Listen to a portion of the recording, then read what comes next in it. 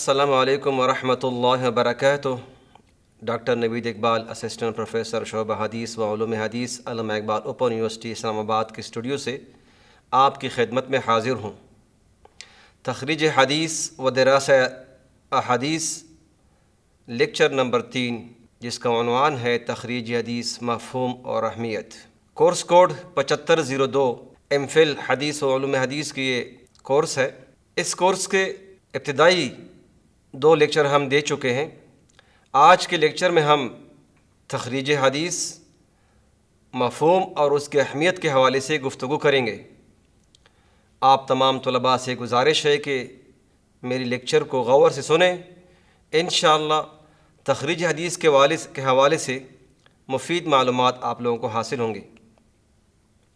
تخریج حدیث کی اصطلاحی معنی کے اعتبار سے اگر ہم دیکھیں تو اہل علم نے علماء حدیث کے ہاں تخریج سے مراد کسی حدیث کا پوری سند کے ساتھ نقل کرنے کے ہیں۔ یہ حضرات جب کہتے ہیں ھذا الحدیث اخرجہ فلان، تو اس کے معنی یہ ہوتے ہیں کہ اس حدیث کو فلاں شیخ نے اپنی کتاب میں ذکر کیا ہے۔ جیسے ہم کہتے ہیں جب ہم کسی حدیث کا حوالہ دیتے ہیں صحیح بخاری کا، تو کہتے ہیں اخرجہ البخاری فی کتابہ الجامع الصحیح، تو اس سے مراد یہ ہوتا ہے کہ امام بخاری رحمۃ اللہ علیہ نے اس حدیث کو اپنی کتاب صحیح بخاری میں نقل کیا ہے۔ شیخ مناوی رحمۃ اللہ علیہ اپنی کتاب فیض القدیر میں تخریج کی اصطلاحی تعریف کرتے ہوئے لکھتے ہیں عزو الحدیث الی مخرجہا من ائمۃ الحدیث من الجوامع والسنن والمسانید۔ تخریج کی بہترین اصطلاحی تعریف وہ ہے جو ڈاکٹر محمود الطحان نے کی ہے۔ وہ تحریر فرماتے ہیں تخریج کا مطلب ہے حدیث کی جگہ کا ان کے اصلی مآخذ و مصادر میں نشاندہی کرنا۔ ڈاکٹر محمود الطحان کی کتاب تیسیر مصطلح الحدیث ہمارے پاکستان میں بر صغیر میں بہت مشہور معروف ہے۔ اصل کتاب عربی میں ہے لیکن اردو میں بھی اس کا ترجمہ ہو چکا ہے۔ تقریباً احادیث پڑھنے والے طلباء اس کتاب سے بخوبی واقف ہیں۔ تو آپ حضرات تخریج کے حوالے سے ڈاکٹر محمود الطحان کی کتاب پڑھ سکتے ہیں کہ انہوں نے جو تعریف کی ہے انتہائی جامع کی ہے۔ ان کا مقصد یہ ہے کہ جب ہم کسی حدیث کا حوالہ دیتے ہیں، کسی حدیث کی تخریج کرتے ہیں، تو سب سے پہلے ہم مثال کے طور پر ہم لیتے ہیں صحیح بخاری سے، تو سب سے پہلے ہم کہیں گے کتاب الایمان مثلا ایمان سے متعلق ہے، یا کتاب الطہارہ ہے طہارت سے متعلق ہے، تو کتاب الایمان سے شروع کریں گے۔ اس کے بعد باب فلاں، اس کے بعد حدیث نمبر یعنی رقم الحدیث کہیں، حدیث نمبر کہیں وہ دیں گے، اس کے بعد جلد نمبر اور صفحہ نمبر دیں گے۔ لیکن یاد رکھیے گا کتب 6 کا حوالہ دیتے وقت ہر حال میں آپ لوگ حدیث کا نمبر ضرور دیجیے گا، رقم الحدیث کہہ کر یا حدیث نمبر کہہ کر، تاکہ کوئی حدیث کے نمبروں کے حساب سے کوئی ڈھونڈنا چاہے تو فوراً مثال کے طور پر آپ کی حدیث کا جو نمبر ہے وہ 500 نمبر ہے، تو ہر جو ریسرچ کرنے والا طالب علم ہوگا وہ فوراً وہیں جائے گا اور 500 نمبر حدیث صحیح بخاری میں سے نکالے گا اور وہ اپنے مقصد تک جلدی پہنچ جائے گا۔ تو میرے کہنے کا مقصد یہ ہے کہ جب بھی آپ حوالہ دیں کسی حدیث کا تو سب سے پہلے اس کتاب کا مکمل حوالہ دیا کریں۔ کتاب الایمان، باب الایمان یزید و ینقص، اس کے بعد حدیث نمبر، اس کے بعد جلد اور صفحہ، اور اس کے بعد کہاں سے پبلش ہوا ہے، کس سن میں پبلش ہوا ہے۔ یہ آپ کے تخریج کا مکمل طریقہ ہے۔ میرے کہنے کا مقصد یہ ہے کہ ہمارے اکثر طلباء، میں آپ لوگوں کو بتانا چاہتا ہوں اکثر طلباء یہاں پر غلطی کر جاتے ہیں۔ مثال کے طور پر بہت سارے طلباء کے ہم جب تھیسس پڑھتے ہیں یا کوئی کتاب پڑھتے ہیں لوگوں کی، تو وہ مثال کے طور پر سیرت کی کتاب ہے علامہ شبلی نعمانی کی، وہاں ان کو کوئی حدیث ملی، حدیث کا متن ملا، حدیث کا ترجمہ لیا، جب حوالہ دیتے ہیں تو علامہ شبلی نعمانی کی کتاب کا دیتے ہیں۔ حالانکہ حوالہ کے لیے آپ کے لیے ضروری ہے کہ آپ مصادر اصلیہ کی طرف رجوع کریں، نہ کہ مصادر فرعیہ کی طرف۔ مصادر اصلیہ سے ہماری مراد وہ کتابیں ہوتی ہیں جن کے مصنفین نے، جن کے مؤلفین نے احادیث کو اپنی سند کے ساتھ ابتدا سے لے کر آخر تک ذکر کیا ہوتا ہے، اس کو ہم کہتے ہیں مصادر اصلیہ۔ تو لہذا جن کتابوں میں سند مذکور نہیں ہے تو وہ مصادر فرعیہ میں آتے ہیں یا مصادر غیر اصلیہ میں آتے ہیں، لہذا ان کی طرف رجوع کرنے کی بجائے آپ کو جب کوئی حدیث ملے تو آپ فی الفور مصادر اصلیہ سے ان کی تخریج کریں، ان کا حوالہ دیں، تب آپ کی وہ تخریج معتبر شمار کی جائے گی اور تب آپ کے حوالے کو معتبر جانا جائے گا۔ ادروائز اگر آپ کی کوئی حوالہ دیا ہے کسی اور کتاب سے تو آپ کے اوپر اعتراض ہوگا کہ آپ نے کہیں اور سے نقل کیا ہے اور اصل مصدر کی طرف گئی نہیں ہے۔ میرے کہنے کا مقصد ایک اور یہ بھی ہے کہ اکثر جو مصادر فرعیہ ہوتے ہیں یا دیگر کتابیں ہوتی ہیں، بعض اوقات اس مصنف سے کوئی غلطی ہوئی ہوتی ہے، یا تو متن پورا نقل نہیں کیا ہوتا یا اس کے علاوہ کوئی ترجمے میں کوئی غلطی ہوتی ہے، تو اگر آپ مصادر اصلیہ کی طرف رجوع نہیں فرمائیں گے تو آپ بھی وہی غلطی اپنے کتاب میں، اپنی تحقیق میں، اپنے ریسرچ مقالے میں، ریسرچ تھیسز میں وہی غلطی دہرائیں گے جو صاحب کتاب نے دہرائی ہوگی۔ لہذا آپ استفادہ ضرور کریں، لیکن اصل مصدر کی طرف، اصل کتاب کی طرف بھی رجوع لازمی کریں تاکہ آپ بھی اس غلطی سے بچ جائیں۔ اور اس کے ساتھ ساتھ میں بتاؤں، حوالہ ذکر کرنے کے 3 طریقے ہیں، یعنی تخریج حدیث کے 3 اقسام ہیں، 3 طریقے ہیں۔ ایک ہے تخریج مطول، اور دوسرا ہے تخریج متوسط، اور تیسرا ہے تخریج مختصر۔ تخریج مطول جو ہے وہ بہت لمبی بحث ہوتی ہے، اس میں ایک حدیث پر بھی آپ پورا ایم فل کا تھیسس لکھ سکتے ہیں اگر آپ کو تخریج مطول آتا ہو۔ اور تخریج متوسط عموماً جو ہمارے ایم فل اور پی ایچ ڈی کے طلباء جب کوئی تحقیق کرتے ہیں تو حدیث کی تخریج کرتے وقت اکثر اوقات وہ تخریج متوسط کا استعمال کرتے ہیں، جہاں پر وہ کتب 6، کتب 9 کے علاوہ کسی 2-3 اور کتابوں سے حوالہ ذکر کرتے ہیں اور وہاں پر مدار حدیث کا ذکر کرتے ہیں، اور اس کے ساتھ ساتھ وہ متن کے اندر جو اختلاف ہوتا ہے، مختلف متون کو جمع کر کے ان کے درمیان جو اختلاف ہوتا ہے اس کو ذکر کرتے ہیں، اس پہ روشنی ڈالتے ہیں، اور اس کے بعد پھر اس کا حکم بھی ذکر کرتے ہیں۔ تو تخریج متوسط یہ ہے جو ہمارے اکثر طلباء اس سے بھی ناواقف ہوتے ہیں۔ تو میرے اس لیکچر کے بعد امید ہے آپ لوگ جب بھی کبھی تخریج کریں گے ایم فل یا پی ایچ ڈی کے لیول پر یا ماسٹر کے لیول پر یا بی ایس کے لیول پر، تو تخریج کم از کم متوسط درجے پہ ضرور کیا کریں۔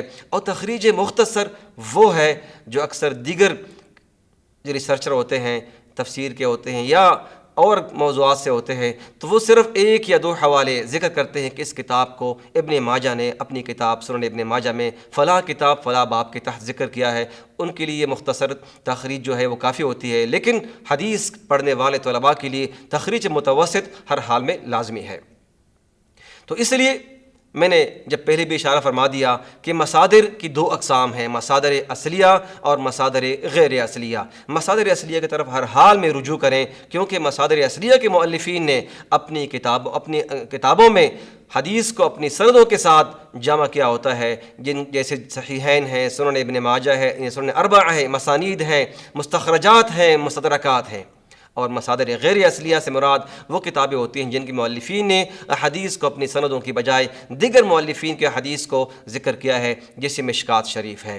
ہم اکثر کتابوں مدارس میں جو مشکات شریف پڑھتے ہیں ہماری مدارس میں، تو مشکات شریف مصادر اصلیہ میں نہیں آتا، اگرچہ بڑی کتاب ہے، بڑی حدیث کی کتاب، مشہور حدیث کی کتاب ہے، لیکن ان کا شمار مصادر اصلیہ میں نہیں ہوتا، بلکہ مصادر غیر اصلیہ یا مصادر فرعیہ اس کو کہا جاتا ہے۔ اب یہ بات کہ مصادر اصلیہ کس زمانے تک لکھی گئی ہے؟ امام سیوطی رحمۃ اللہ علیہ کے زمانے تک، یعنی 900 صدی ہجری یا 10ویں صدی ہجری کی ابتدا تک بھی اہل علم نے، محدثین نے احادیث کو اپنی سندوں کے ساتھ، یعنی خود سے لے کر، اپنے شیخ سے لے کر رسول اللہ صلی اللہ علیہ وسلم تک اپنی تمام سند کو ہر حدیث کے شروع میں ذکر کیا ہوتا ہے، تو اس کو ہم کہتے ہیں مصادر اصلیہ۔ تو گویا یہ مصادر اصلیہ کا زمانہ 3ری صدی ہجری یا 4 یا 5ویں تک محدود نہیں ہے، بلکہ 900 سال تک، بلکہ 950 سال تک کے اہل علم نے بھی احادیث کو اپنی سندوں کے ساتھ رسول اللہ تک پہنچایا ہے۔ یہ ایک شرف ہوتا ہے، یہ ایک اعزاز ہوتا ہے، یہ ایک ان کی محنت ہوتی ہے، ان کے جو ہے نا حدیث کے میدان میں ایک خدمت ہوتی ہے کہ وہ حدیث دوسروں پر اعتماد کی بجائے خود سے اپنے حدیث کی سند کو مستقل طور پر اپنی کتابوں میں ذکر کرتے ہیں، جس سے ان کی کتاب کی اہمیت اور درجات میں اضافہ ہوتا ہے۔ تو لہذا آپ لوگ جب بھی تخریج کریں تو ان دونوں امور کو ہر حال میں سامنے رکھا کریں۔ اب تخریج حدیث سے ہماری مقصود کیا ہے؟ تخریج حدیث کی غایت کیا ہے؟ اسے غرض کیا ہے؟ حدیث کی صحت اور ضعف کا تعین۔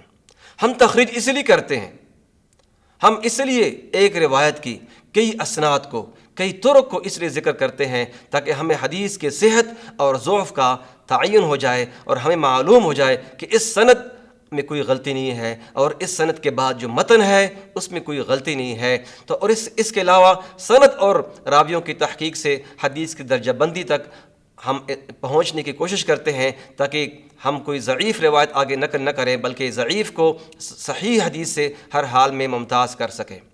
اور اس کے علاوہ متن کی تحریف اور شذوذ کا ازالہ ہمارا مقصود ہوتا ہے کہ ہم جب کئی متون کو ایک جگہ پہ لے آتے ہیں، ایک حدیث کی مثال کے طور پر 20 تک سندیں ہوتی ہیں، کبھی کبھی ایک حدیث کی 50 سندیں ہوتی ہیں، مسئلہ ایک ہے، حدیث ایک ہے لیکن 50 سندوں سے وہ مروی ہوتا ہے۔ اب 50 سندوں کے جو متون ہیں اس میں معمولی اختلاف ضرور ہوتا ہے، تو لہذا ان متون کے درمیان جو اختلاف ہوتا ہے یا ان متون کے درمیان کسی متن میں شذوذ ہے، علت ہے، کوئی تحریف ہوئی ہے، تو دیگر متون کے ذریعے سے ہم اس کا ازالہ فرماتے ہیں تاکہ اگر کوئی کمی ہوئی ہے یا زیادتی ہوئی ہے ان کو ہم دور کریں، یا کہیں کسی سند کے اندر کسی متن کے اندر کوئی ادراج ہے تو اس ادراج کی نشاندہی کریں۔ اس لیے ہم حدیث کے تمام طرق کی طرف جاتے ہیں تاکہ ہمیں اندازہ ہو جائے کہ کہیں کسی سند میں کسی ایک راوی سے، کسی ایک مؤلف سے، کسی ایک شیخ سے کوئی غلطی ہوئی ہو تو دوسرے شیوخ نے ان اغلاط پر متنبہ کیا ہو، تو اس اغلاط کی دوری کے لیے ہم تخریج حدیث کی طرف جاتے ہیں۔ اس کے علاوہ کبھی کبھی کسی سند کے اندر، کبھی کسی متن کے اندر علت ہوتی ہے، تو یہ علت کیسے دور ہوگی؟ وہ دیگر احادیث کے بنا پر، دیگر طرق کے بنا پر۔ کبھی کوئی راوی مدلس ہوتا ہے، کبھی کوئی کسی سند کے اندر اہمال ہوتا ہے، کبھی کسی سند میں ابہام ہوتا ہے۔ مثال کے طور پر ایک سند میں ہوتا ہے عن محمد، صرف لکھا عن محمد، یا بعض میں لکھا ہوتا ہے عن رجل۔ اب کیا ہوگا؟ اب یہ محمد سے کون محمد مراد ہے کہ محمد نام کے راوی تو لاکھوں میں ہیں، ہزاروں میں نہیں، لاکھوں میں ہیں، اب کون سا محمد مراد ہے سند کے اندر؟ تو ہم تحقیق کرتے ہیں، تخریج کرتے ہیں، دیگر طرق تلاش کرتے ہیں، تو وہاں اندازہ ہوتا ہے کہ یہاں محمد سے مراد محمد بن سلیمان ہے۔ محمد بن سلیمان، کبھی کہ محمد بن سلیمان میں پھر ہمیں اختلاط ہوتا ہے کہ کون سا محمد بن سلیمان، وہ بہت ہوتے ہیں تو ہم اس کے دادا کے نام کی طرف جاتے ہیں، اس سے پھر دیگر سندوں سے اس کا ہمیں علم ہو جاتا ہے۔ تو لہذا تخریج کی غرض و غایت میں یہ بھی ہے کہ ہم اغلاط کی نشاندہی کریں، ہم ان علل کی نشاندہی کریں جن کی وجہ سے حدیث میں ابہام پیدا ہوتا ہے، جن کی وجہ سے حدیث میں جو ہے نا ضعف پیدا ہوتا ہے، تو ان ضعف کو دور کرنے کے لیے، ان اغلاط کو دور کرنے کے لیے ہم کہاں جاتے ہیں؟ تخریج حدیث کی طرف۔ اور اس کے ساتھ ساتھ تواتر اور تقویت کا ثبوت بھی ہوتا ہے۔ جب متعدد طرق اور شواہد جمع ہوتے ہیں تو اس سے حدیث کی شہرت میں اور قبولیت میں اضافہ ہوتا ہے۔